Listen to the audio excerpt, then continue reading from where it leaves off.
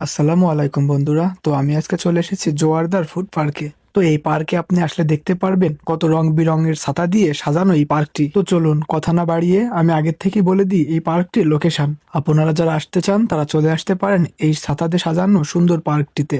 এই পার্কটির স্থান মাগুরা জেলা শালিকা উপজেলা সিংড়া বাজারে। প্রথমে আমি এই পার্কটিতে যখন ঢুকলাম তখন দেখতে পেলাম মানুষের ভিড়।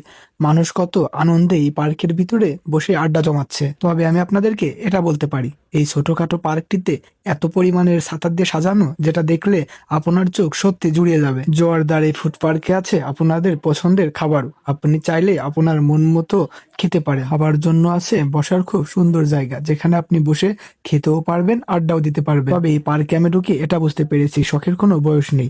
এখানে ছোট বড় মাঝারি সবাই এসে আড্ডা জমাচ্ছে জোয়ারদার এই ফুড পার্কে। সন্ধ্যার পরে যারা ঢুকবেন তারা দেখতে পারবেন আলোর চিকিরমিকির ছাতাতে লেগে জল জল করছে। এই দৃশ্যটা দেখতে সত্যি আমার কাছে খুব চমৎকার লেগেছে। তো বন্ধুরা, আপনারা যারা আসতে চাচ্ছেন জোয়ারদার এই ফুড পার্কে তারা অতি দ্রুতই চলে আসতে পারেন। তবে বন্ধুরা, আমার কাছে কিন্তু এই জোয়ারদার ফুড পার্কটি খুবই ভালো লেগেছে।